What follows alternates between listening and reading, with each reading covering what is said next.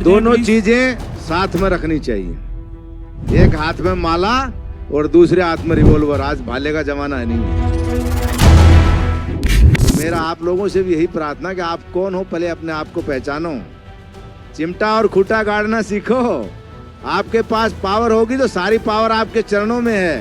Power के पीछे मत भागो, पावर को जनरेट करने के खुद जनरेटर बनो। उत्तर प्रदेश में एक ऐसे युवा संत को कमान सौंपी जो उत्तर प्रदेश की जो स्थिति थी, एक संत ने इतना सुधार किया, तो अगर 2-4 और संतों को कमान दी जाए, 2-4 गवर्नर बनाया जाए तो देश की राजनीति में और सुधार हो सकता है।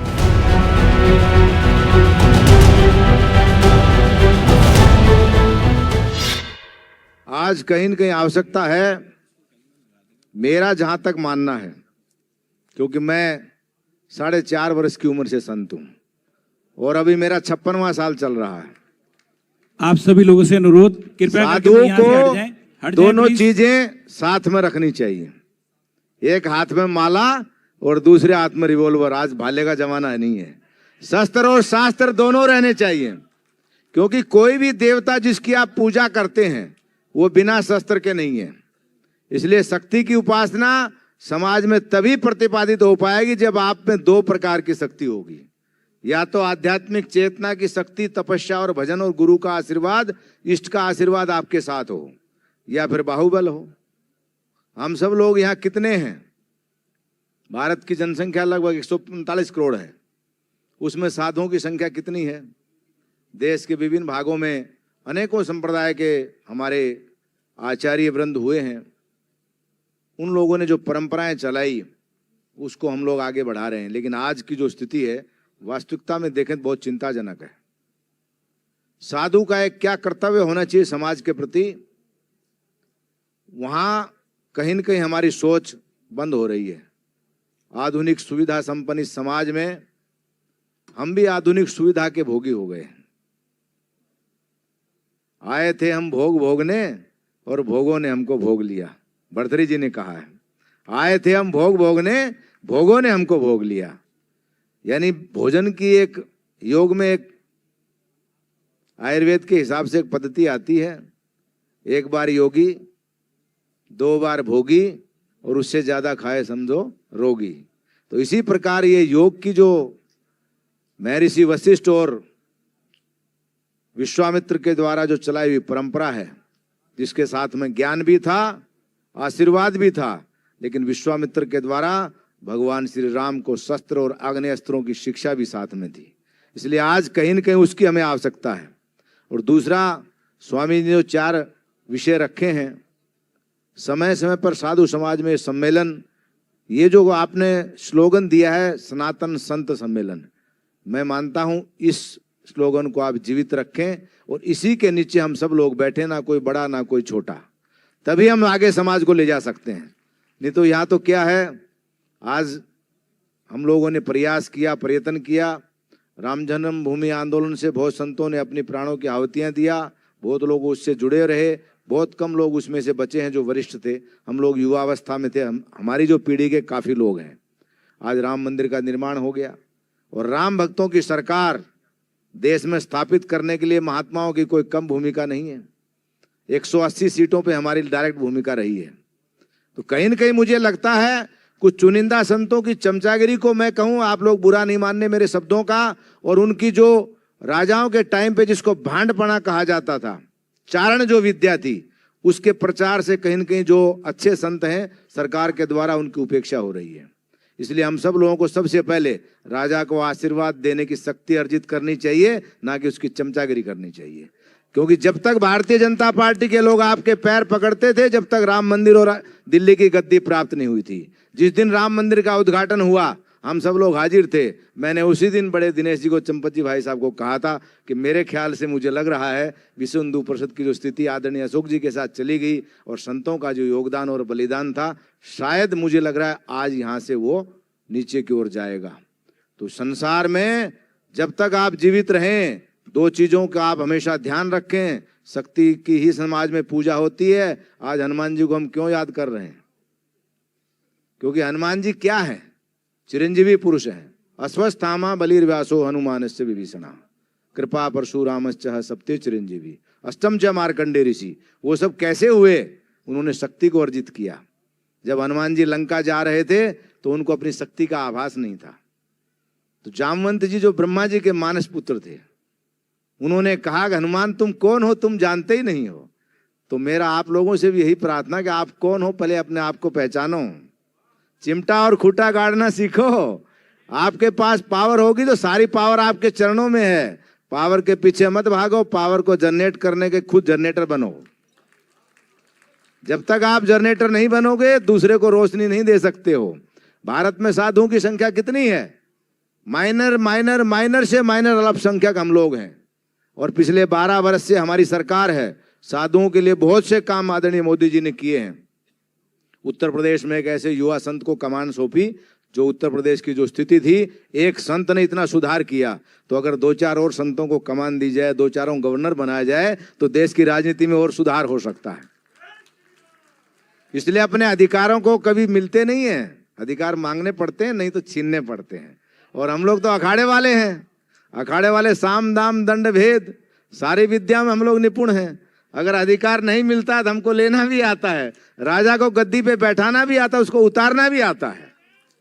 दोनों काम हम लोग कर सकते हैं। इसलिए हमें अपनी आध्यात्मिक शक्ति के साथ में अपनी जो सामाजिक संगठन की शक्ति है, कलयुग में यूनियन इज स्ट्रेंथ, एकता में बल है, उस यूनिटी पे ध्यान देना है। और थोड़ी संख्या है, मैं माताओं बहनों से अपील करूंगा, ये जो पिछले 40 साल से एक नारा लग रहा, हम दो हमारे दो, हम दो हमारे दो, हम दो हमारा एक, अरे तुम दो तुम्हारे 10 होने चाहिए। एक लड़का सन्यास की परिधि में आना चाहिए, एक राष्ट्र की सुरक्षा के लिए सेना में जाना चाहिए, और एक गृहस्थ धर्म का पालन करने के लिए घर में रहना चाहिए। 3 तो कम से कम हो।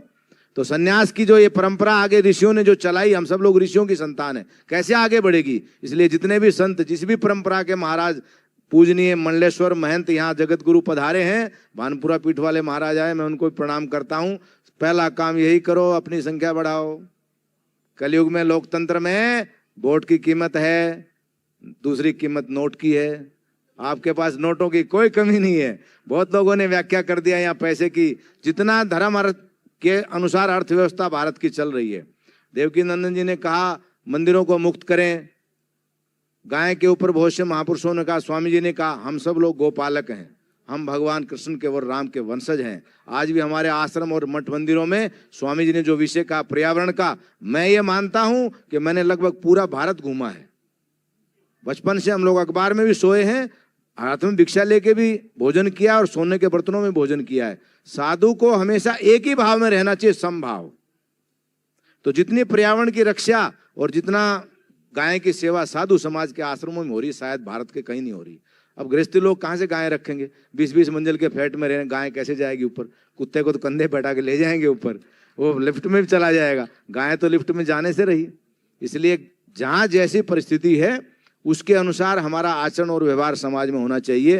लेकिन संतों की एकता का एक चिंता का विषय है। भारत में विभिन्न संप्रदाय के संत अपने अपने मत और परंपरा के अनुसार समय समय पर देश जागरण का काम करते हैं। स्वामी गोविंद देव गिरि जी महाराज ने ये जो आयोजन किया है, मैं इनको बहुत बहुत बधाई देता हूं। और पूज्य सभी संप्रदाय के संतों को, महंतों को, आचार्य लोकेश मुनि जी ने जैसा कहा, राम और सीता जी का उदाहरण दिया। राम कौन है? भगवान शिव जब ध्यान में बैठते तो भगवती पार्वती ने पूछा, दिन भर भांग खा के बैठे रहते हो, किसका ध्यान करते हो? बोले मैं ध्यान में। बोले कौन सा ध्यान? किसका ध्यान? बोले राम का। पार्वती क्या कहती, कौन से राम का? कौशलेंद्र का, कि अज वाले राम का, कि दिलीप वाले राम का, या वो राम जो रोम रोम में रमता है? कौन से राम का ध्यान करते हो? तो भगवान शिव क्या कहते हैं, मैं उस अखंड सच्चिदानंद घन परमात्मा का जो प्रतीकात्मक भाव है राम, उसका ध्यान करता हूं। तो वो तो हमारे शरीर में सब जगह बसा हुआ है, हमको उसे जागृत करने की आवश्यकता है। योग्य गुरु के निर्माण के लिए योग्य शिष्य का भी होना आवश्यक है। अगर माता पिता गलत रास्ते पे जा रहे हैं तो पुत्रों का अधिकार बनता है उनको रोके। अगर कोई गुरु पथभ्रष्ट होता है तो शिष्यों का अधिकार अपने गुरु को रास्ते पे लाएं। इसका एक दृष्टांत और देके मैं वाणी को विराम दूंगा। हमारे नाथ परंपरा में बचेंद्र नाथ जी महाराज शिव के अवतार थे, गुरु गोरखनाथ जी उनके गुरु हुए। मच्छिंद्र नाथ जी किसी समय के आधार पर आज की जो विद्या है, जितने भी दुनिया में विद्याएं हैं, सारे धर्मों का इतिहास अगर लगाएं तो 3000 वर्ष से पुराना नहीं है। ये जितने ईसाई हैं, यहूदी हैं, पारसी हैं या वर्तमान मुसलमान हैं, बाकी तो सब हमारे ही हैं। वो मत अलग अलग हो सकते हैं, हमारी पूजा पत्तियां अलग हो सकती है। तो मच्छिंद्र नाथ जी उस समय के सबसे बड़े रसायन के शास्त्री थे, यानी वैज्ञानिक थे। स्वर्ण सिद्धि उनको प्राप्त थी, सोना बनाना जानते थे। धातुओं को किस प्रकार से किस परिस्थिति में बदल कर क्या निर्माण करना है। और एक समय ऐसा आया, किसी देवी के चक्कर में मोहित हो गए और पहुंच गए कामाख्या। वहां पहुंच गए, वहां संतान हो गई, ग्रस्त हो गए। गोरखनाथ जी अमरकंटक में साधना कर रहे थे, भगवान दत्तात्रेय का साक्षात्कार हुआ उनको। दत्तात्रेय भगवान ने कहा, गोरख? बोले हाँ महाराज। बोले यहाँ क्या कर रहे हो? बोले साधना कर रहा हूँ। बोले गुरुदेव तुम्हारे कहाँ मच्छिंद्र नाथ जी? बोले वो तो महाराज साधना कर रहे हैं। बोले नहीं, तुमने अपनी योग माया से अभी तक उनका ध्यान नहीं किया है, पूरा ध्यान करो वो कहाँ है। तो दत्तात्रेय भगवान ने जो आज्ञा चक्र था गोरखनाथ का खोल दिया। उन्होंने देखा तो गुरुजी तो बच्चे खिला रहे हैं।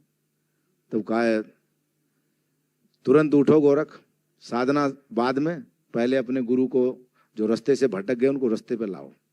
तो गोरखनाथ जी स्वयं गए कामाख्या और मच्छिंद्र नाथ जी को वहां से लेकर के आया। चलते समय सारा वैभव जो माया का आवरण था उनके ऊपर गोरखनाथ जी ने खत्म कर दिया।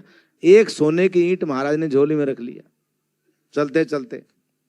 और आगे जहां जैसे हमारे यहाँ अखाड़ों में एक परंपरा थी, जमात, आज भी हम लोगों का सांकेतिक भाषा में कहूँ या थोड़ा समय के लिए हम लोग भ्रमण करते हैं।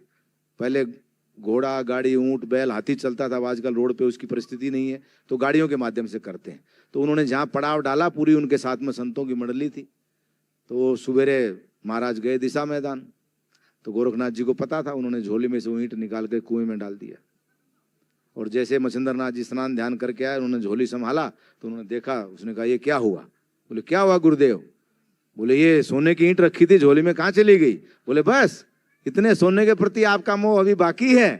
बोले अरे कैसी बात कर रहे हो तुम, मैंने कितनी तपस्या से इस विद्या को प्राप्त किया था और तुमने इसको नष्ट कर दिया। बोले चलो मेरे साथ। गोरखनाथ जी ने सामने पर्वत के ऊपर पेशाब किया, सारा पर्वत सोने का बना दिया। शिष्य हो तो कैसा हो? गोरखनाथ जैसा हो, जो अपने गुरु को भी मार्ग से हट जाए तो मार्ग पे ले आए। तो हमें अच्छे सुयोग्य शिष्यों का निर्माण करना चाहिए और अच्छे सुयोग्य गुरु का सम्मान करना चाहिए। ये दोनों प्रक्रियाएं गृहस्थ समाज में भी हैं। माता पिता और गृहस्थ का संबंध कैसा है, संपूर्ण रामायण उसका उदाहरण है। पूरी दुनिया में आप कहीं चले जाओ, रामायण जैसा कोई ग्रंथ नहीं है जिसमें सारे रिश्तों का विवरण है। एक गुरु कैसा हो, शिष्य कैसा हो, माता कैसी हो, पिता कैसा हो, दुश्मन कैसा हो, मित्र कैसा हो, भाई कैसा हो, पत्नी कैसी हो, सारे चित्रण हम सब लोगों को मालूम है। लेकिन ये जो सम्मेलन का आयोजन हुआ है, इसका मूल उद्देश्य स्वामी जी का यही था कि जो 4 विषय इन्होंने रखे हैं, पर्यावरण का और संतों के अंदर चेतना जागृत करने का। चेतना ऐसे जागृत नहीं होगा। आधुनिकता की इस परिवेश में सबसे बड़ी समस्या यही आ रही है कि हम लोगों को एक जगह इकट्ठा करना बड़ा मुश्किल है। धन्यवाद। क्योंकि हमारा कहीं न कहीं ईगो हर्ट होता है, तो एकता की जरूरत है। इन्हीं शब्दों के साथ पुनः एक बार सभी संतों को प्रणाम, आचार्य गोविंद देव जी महाराज को प्रणाम करते वाणी को विराम। इति शुभम। ओम नमो नारायण। जय श्री राम।